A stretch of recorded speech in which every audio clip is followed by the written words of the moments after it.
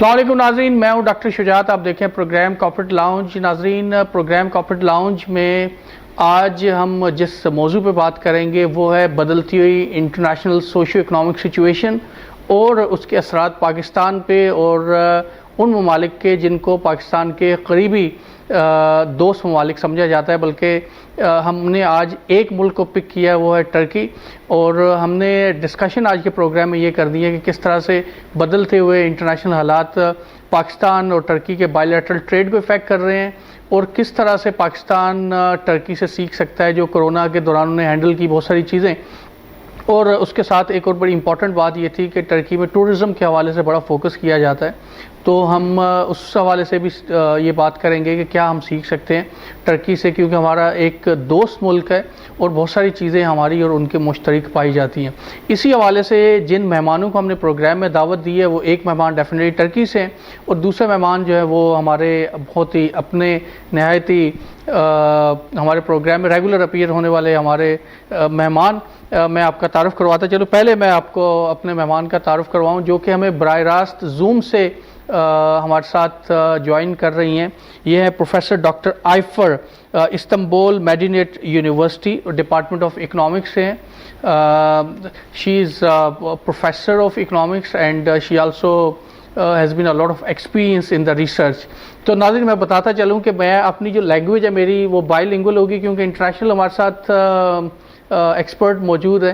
तो मेरी जो लैंग्वेज है वो आप कि वैसे भी पाकिस्तान में बहुत सारे लोग इंग्लिश समझ सकते हैं, तो मैं उम्मीद है कि आपको हमारा प्रोग्राम समझने में आसानी रहेगी। So our first guest is from the Turkey. She is professor doctor Ayfer, Istanbul Medeniyet University. She has a lot of experience in the research, has published a lot of research papers in the area of Islamic economy, sustainable waste management, and the project management, etc. So we'll be talking with Dr. Ayefer about the changing international paradigms and how it's going to affect the Turkey, how the Turkey is handling the various kind of the situations, keeping in view the present effect of the COVID-19. And we'll be also discussing the bilateral trade between Pakistan and Turkey. With her, we have our very own Professor Dr. Muhammad Shahbaz. You know, he's not new to our program. You always see him, his diverse and very pertinent opinion. Professor Dr. Shahbaz is professor at Beijing Institute of Technology, China, as well as he is the visiting research fellow at the Cambridge University and is regarded as one of the leading economists in the Pakistan and the region. So let me start from the Professor Dr. Ayefer. Can you just tell me that what was the policies or what was the certain approach which the Turkish government adopted in order to deal with the COVID-19 crisis? Yeah, thank you very much for inviting me to your very qualified program, Dr. Shujat. And I'd like to say Salam Alaikum to our Pakistani brothers and sisters. And then since my childhood, we have always very good relationship with Pakistani brothers and sisters. And it's a very good luck for me to be invited to a national TV program in Pakistan. And it's a very good experience for me. First of all, I need to say this. Yes, Turkey has been dealing with COVID-19 just like the rest of the world, but our government did a very good job, and because many of the countries in the world waited for COVID-19 to come their countries to start fighting with it. But Turkey started fighting with the COVID-19 before it comes to our country, because we figured out the first infected person in March 2020, but our protections or precautions started many months before that event, because our ministry and our presidency were following all the improvements all over the world, and then they realized that this illness is going to somehow come to our country. And since November, we started many protections, and not just in schools, but also hospitals and in public entities and local places, local entities and municipalities. All of them were ready to fight with the COVID-19 before it reached to our country. So everything started in November, and then right after the Christmas, it was just January and February, we realized that there are some infected people to very close countries, neighbor countries like Iran or Iraq or in some Balkan countries. So we were all ready to fight with COVID-19. And the first COVID-infected person was figured out on 10th of March, but as I said, our Minister of Health and all the rest of the public entities were ready to fight with, and then immediately all the hospitals were organized, and then everybody, all the people who are working for the health were ready to fight with it, and then they all know what to do. And just because of this, everything was under control. And also, our government took some certain protections. What are they? For example, they thought that elderly people about 60 years old, old people, and also children until the age of 20, the government believed that those people are under more risk. So the government announced a protection, and then the people under 20 and the people above 60 were not allowed to leave their houses. And at the very first time, this was a loose protection, but afterwards, just after the number of COVID-infected people are increased, the government says that we need to have lockdown. And it was a very harsh protection, and starting from March, April, and until May, we were locked down at our houses. Of course, this was a very hard job for everybody.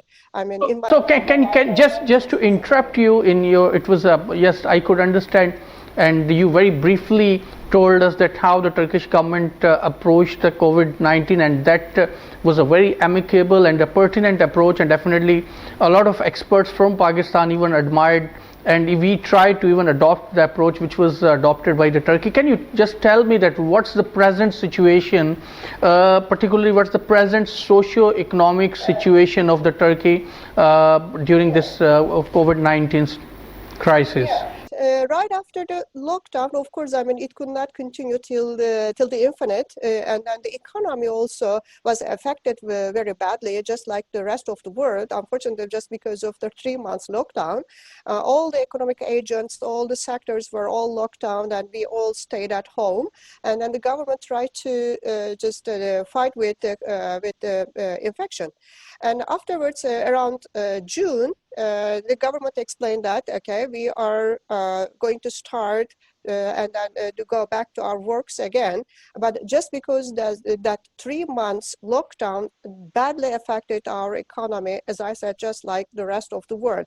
But I checked some reports from IMF, and it was published in May, I guess. I just checked that, and there are many countries, I mean, many developed countries also had negative growth. It seems that Turkey, comparing with the rest of the developed countries, yes, we are going to have a negative growth, but comparing with Norway, comparing with Italy, comparing with Spain, we are going to have less negative growth comparing with them. Yes, we are experiencing a hard time, and of course, we have great budget deficit. Of course, we have great problems with our international trade, because European Union is our great trade partner, and also there are some many countries, our trade partners in Middle East and etc. But just because of COVID crisis, unfortunately, our international trade had lost its balance, of course. So all these negative effects, and also, COVID-19 and other countries' economical problems and social and political issues affected the process. And unfortunately, not just like the other countries, Turkey is also affected badly from COVID-19 process. Now,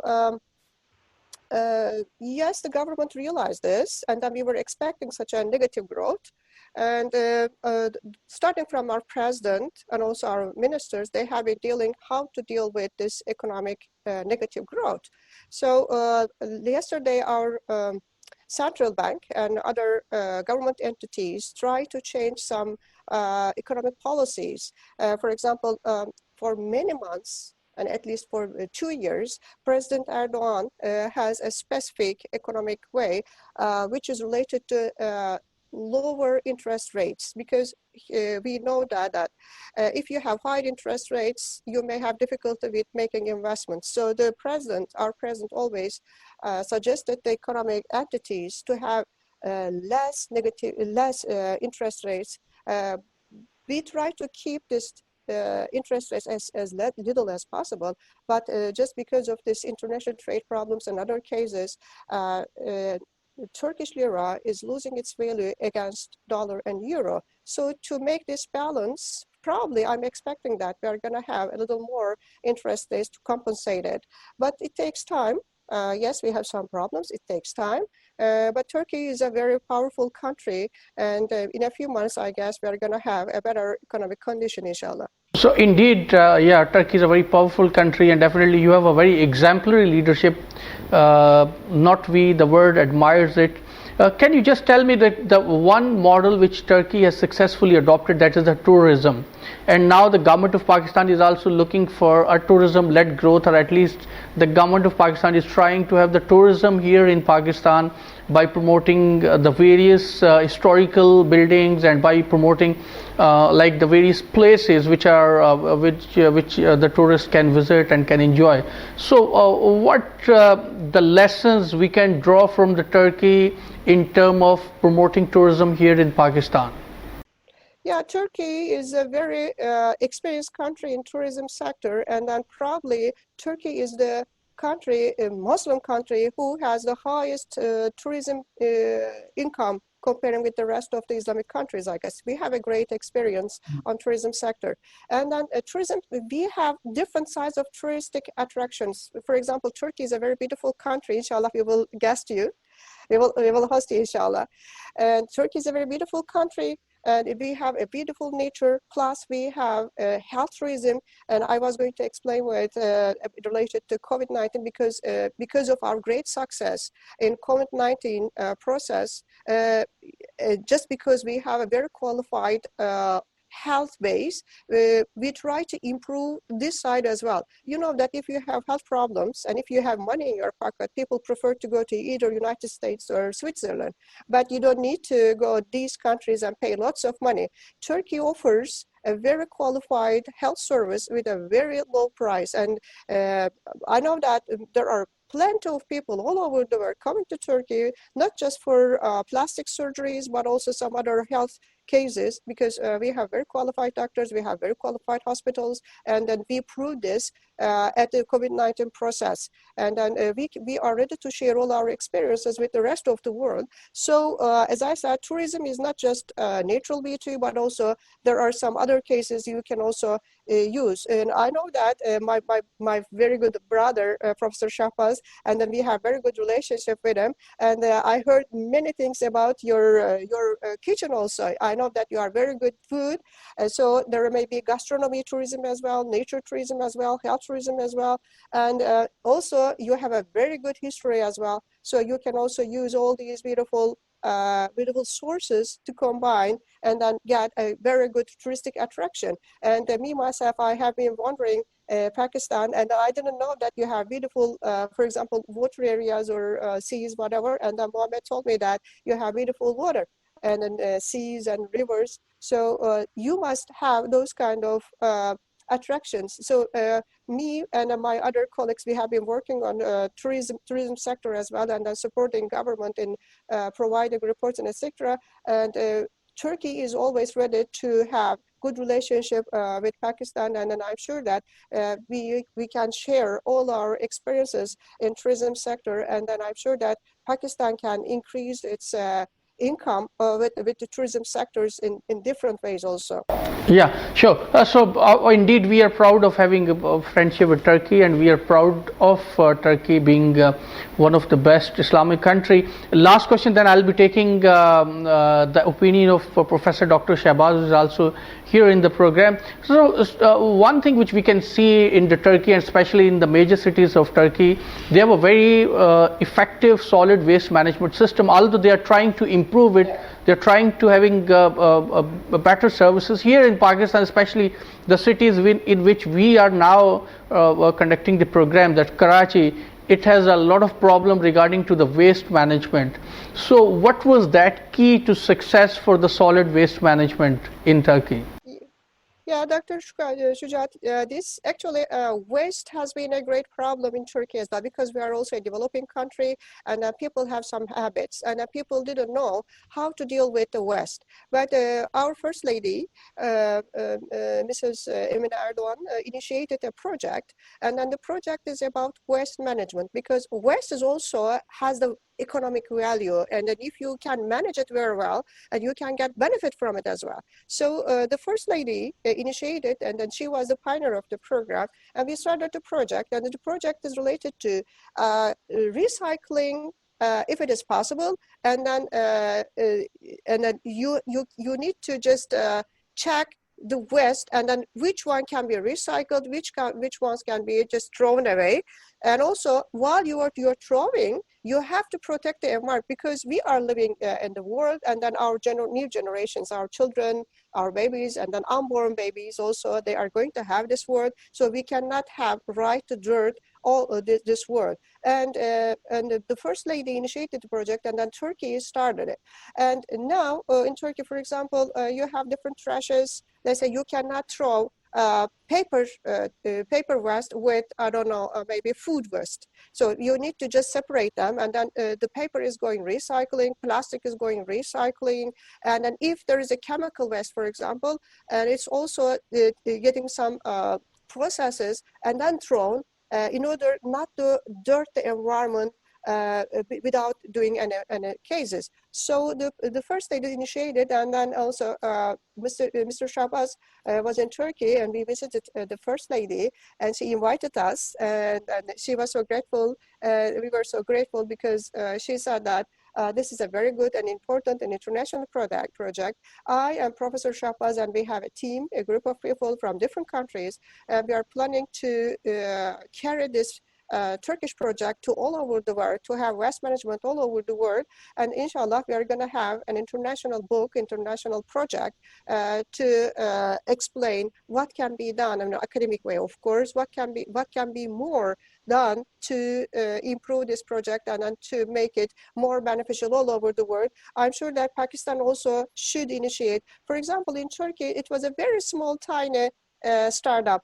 Say whenever you go to market, you immediately get plastic bags. And then I remember that, let's say I was getting something, and I had just 5, 6, 7 plastic bags. Now, if you go to market, you have to pay for the plastic bag. Well, it's a very small amount of money. I mean, just a few cents. But even though it's a few cents, people say that, no, thank you very much. One is enough for me. So in this case, people started using less plastic. And also now the government is transferring to using less plastic equipment, like water pads and other things. So in this way, we try to use less dirty products as possible as we can, to keep the environment clean as possible as we can. So let me take also Dr. Shahbaz into loop. So Dr. Shahbaz, you have been to Turkey, and you have seen their economy, you have seen the environment over there. You're from Pakistan, you have been also to China. But so from the Turkey point of view, how do you that trade, the bilateral trade, the bilateral relationship between Pakistan and Turkey and all? Yes, Dr. Shahbaz. Thank you very much, Shujat, and Assalamu alaikum to Ayefer. She is, I think, explained everything in a well manner and detailed. So what I share my experience with Turkey. I think I started travel to Turkey since 2017, and that introduction was by the efforts of Professor Ayefer. So I think Turkey is putting her attentions to save future of the nation. And according to myself, as I do work in environment and I do work in energy side, energy efficiency, and also I have some my works on macroeconomy as well. So I have seen Turkey is going to save future in the form of green buildings. Turkey, I think, is the first country in the world who introduced the concept of how we can build the green buildings. Okay, how can we build the environmental friendly buildings? And Turkey is also going to not only save the energy sources, but also to explore the energy resources to meet the energy demand in future for the future generations. So I traveled with Ayefer from Istanbul to Ankara just to deliver my lecture to the Turkish Chamber of Commerce. So I found a lot of natural resources Turkey is going to explore for meeting the future demand. And also with the help of Ayefer, I met to the Deputy Energy Minister of Turkey, then the Energy Minister of Turkey. So then they just gave us some very basic information about how Turkey is going to nowadays make contribution. Putting some very good projects on nuclear energy. Okay, so I think with the experience of Turkey, we should learn some lesson. And if you remember, Dr. Shahbaz, a few months back, you have seen some terrorist attacks in Turkey where I think a minister of Russia was killed. So it was, I think, an effort just to destroy the trend of tourism, but very, with the help of comprehensive tourism strategy, Turkish government not only just nullify the bad effect of that terrorist attack, but also improve the tourism position in the region. So here, if we just compare, our efforts with tourism, so all the things I think are clear with you, so I don't need to explain.